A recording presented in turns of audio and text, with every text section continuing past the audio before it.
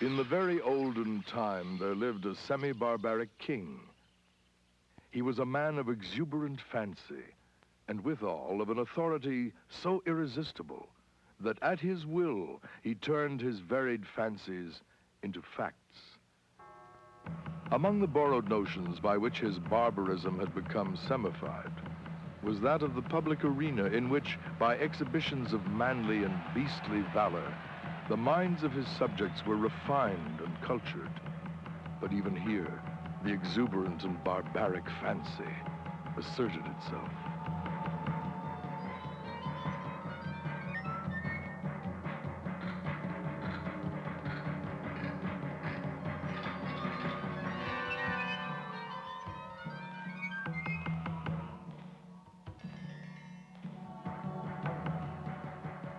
When a subject was accused of a crime of sufficient importance to interest the king, public notice was given that on an appointed day, the fate of the accused person would be decided in the king's arena.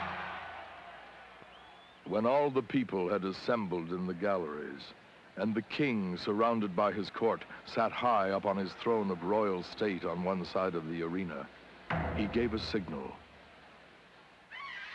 A door beneath him opened, and the accused subject stepped out into the amphitheater.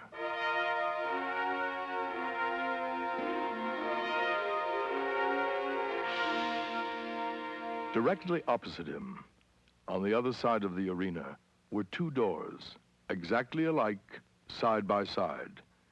It was the duty and privilege of the person on trial to walk directly to these doors and open one of them. He could open either door he pleased. If he opened the one, there came out of it a hungry tiger, the fiercest and most cruel that could be procured, which immediately sprang upon him and tore him to pieces as punishment for his guilt.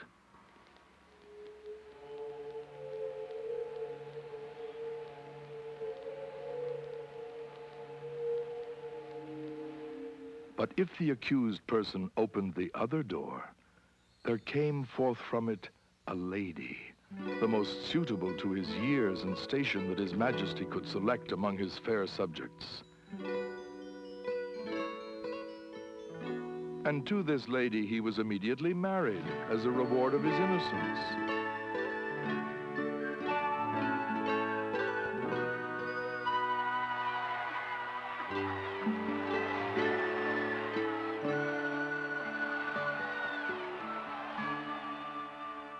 This was the king's semi-barbaric method of administering justice.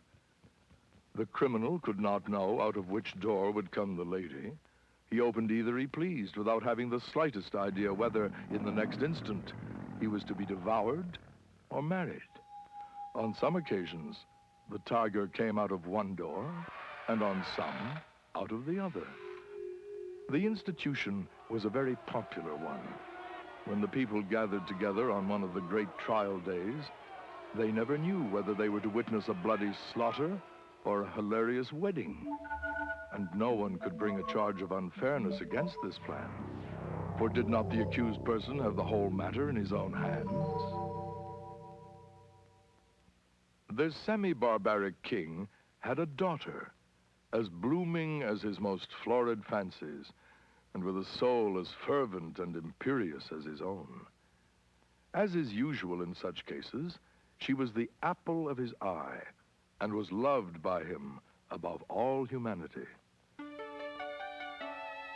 Among his courtiers was a young man of that fineness of blood and lowness of station common to the conventional heroes of romance who love royal maidens.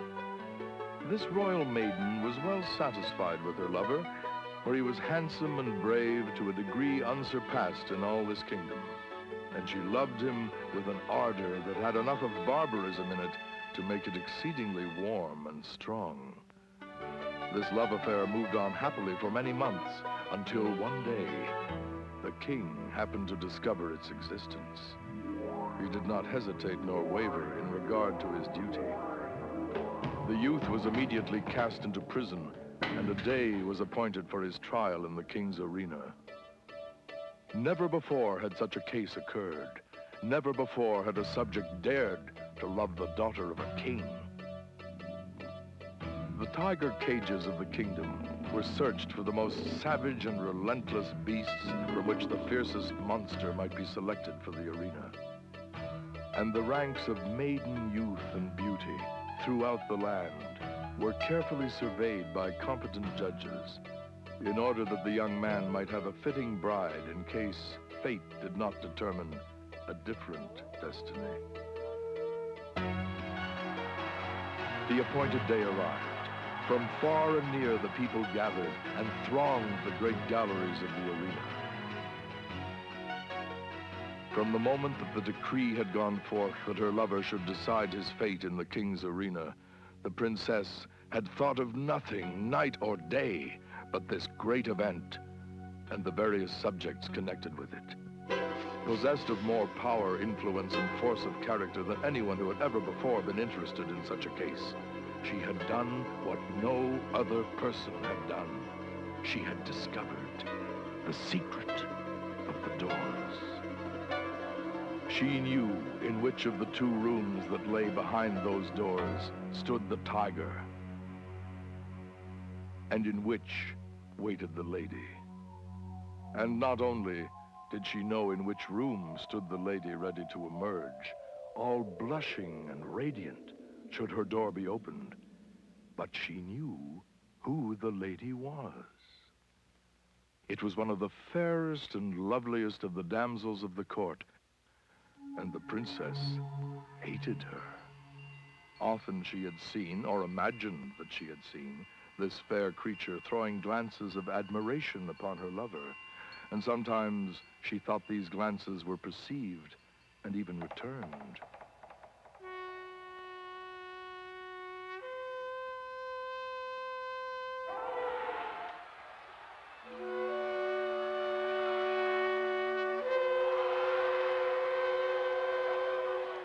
When her lover turned and looked at her, and his eye met hers, he saw, by that power of quick perception which is given to those whose souls are one, that she knew behind which door crouched the tiger, and behind which stood the lady.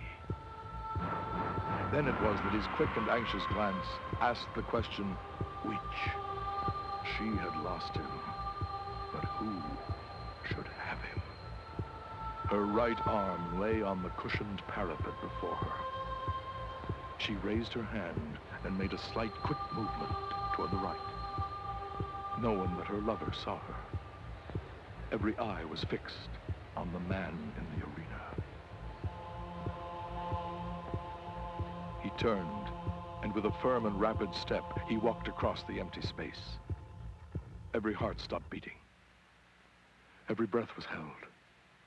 Every eye was fixed immovably upon that man. Without the slightest hesitation, he went to the door on the right and opened it.